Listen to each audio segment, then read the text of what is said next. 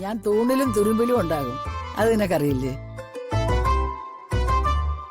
അല്ല, അപ്പൊ ഞാൻ പറഞ്ഞത്? അതെല്ലാം ഞാൻ കേട്ട്.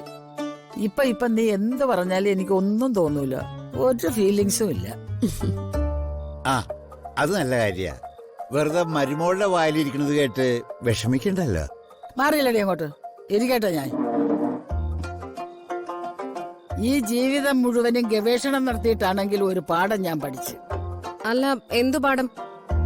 ലോകത്തിന് എന്തെല്ലാം അത്ഭുതങ്ങൾ സംഭവിച്ചാലും എന്തെല്ലാം മാറ്റങ്ങൾ ഉണ്ടായാലും മാറാൻ പറ്റാത്ത രണ്ട് കക്ഷികളുണ്ട്.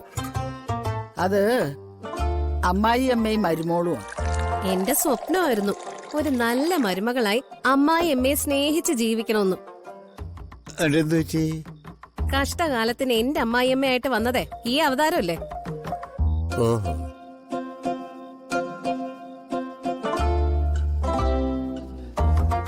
അങ്ങനെ ആ യുദ്ധം കഴിഞ്ഞു. എന്തോന്ന്? അല്ല, ഈ തെരഞ്ഞെടുപ്പില് അടിവലിവുകൾ വല്ലതും നടക്കൂടാ? അടിവലികള് അട്ടിമറികള് മാത്രമേ നടക്കൂ. ആര് ജയിക്കും ആര് നോക്കുമെന്ന് ഇപ്പൊ പറയാൻ പറ്റൂല. അല്ലടാ, വോട്ടിന്റെ തലേ ദിവസം എനിക്കൊരു റോമർ കിട്ടി. റോമർ ഗൂമറൊന്നുമല്ല, റൂമർ. നിങ്ങൾ വലിയ മുഹമ്മദ് അൽ മൻസൂരിയുടെ ആളല്ലേ? എന്നിട്ട് ഇംഗ്ലീഷ് അറിയാത്തെന്താ?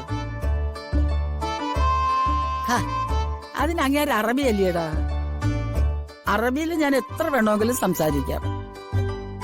എന്നിട്ട് ആ റൂമർ എന്താന്ന് പറഞ്ഞില്ല? ആ, പിന്നെ വോട്ടിന്റെ തലേന്ന് രാത്രി അടിയൂർക്കരയിൽ മൊത്തം കറണ്ട് ഇല്ലായിരുന്നു. അതുകൊണ്ടെന്താ? അവിടെ ആടി ആടി നിന്ന 10,000-കണക്കിന് വോട്ടുകൾ ഉണ്ടായിരുന്നു. രാക്ക് രാമായണം റോന്തു ചുറ്റുന്ന പല വണ്ടികളും ഉണ്ടായിരുന്നു. കാശറിഞ്ഞ് വോട്ട് മറിച്ച് കാണും. ഈ കളി പലയിടത്തും നടന്നിട്ടുണ്ട്. അനന്തപിള്ളയുടെ ആളുകളായിരിക്കും വോട്ടിങ്ങനെ മറിക്കുന്നത്. ആ, എന്തായാലും ഫലം പുറത്തു വരട്ടെ. ഇത്തവണ എന്തായാലും വർമ്മസാറിന്റെ കാര്യത്തിൽ നിരാശപ്പെടേണ്ടി വരും. അതൊരു വലിയ അടിയായി പോകും. നിന്റെ അനിയത്തി ജയിക്കുവാടാ. രുക്മിണിയുടെ മരുമോള് ശ്രീലക്ഷ്മി. ഞാൻ പറഞ്ഞില്ലേ, മൊത്തം അട്ടിമറിയായിരിക്കും.